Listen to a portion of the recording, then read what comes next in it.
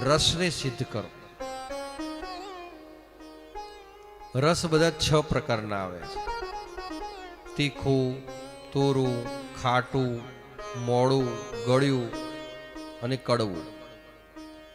હવે આ જે 6 રસો છે એ 6 રસોની અંદર જો આપણી ઇન્દ્રિયો પ્રવૃત્ત થઈ ગઈ, કોઈને ગળ્યું ભાવતું હોય ને બહુ ગળ્યું ખાવા લાગે, કોઈને તીખું ભાવતું હોય ને બહુ તીખું ખાવા લાગે, આવી રીતે જો રસ ઉપર આપણે નિયંત્રણ ન રાખીએ તો એના કારણે આ ભગવાને આપેલું અમૂલ્ય શરીર બગડે છે.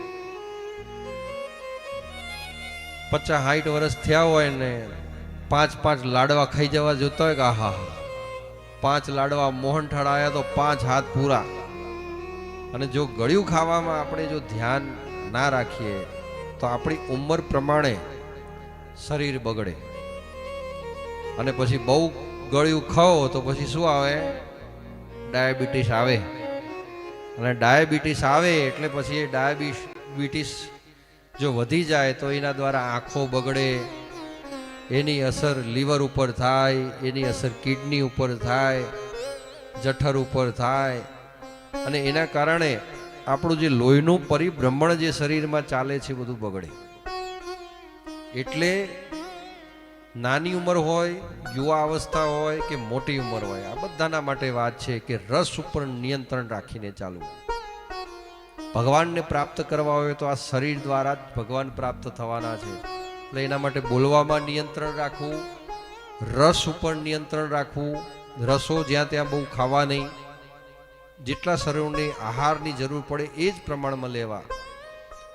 અને શબ્દ, રસ, પછી ત્રીજી વસ્તુ આવે છે રૂપ. કોઈ પણ રૂપના મોહની અંદર જો તમે ફસાયા, ગૃહસ્થ જીવન ભગવાને તમને આપ્યું છે, પતિ એ જ પરમેશ્વર અને પત્ની એ જ સર્વસ્વ, એ જો તમે ધારણ ન કર્યું અને કોઈ અન્ય સ્ત્રીઓના ગૃહસ્થ જીવન બાંધ્યા પછી કોઈ પુરુષ સંગમાં આવે છે અથવા તો કોઈ સ્ત્રી કોઈ પુરુષના સંગમાં આવે છે અને એના કારણે એ રૂપના મોહની અંદર એ વ્યક્તિ એવો અંદર ઉતરે છે, એવો અંદર ઉતરે છે કે નથી એ કામ વાસનાની અંદર એ કંઈ જોઈ શકતો.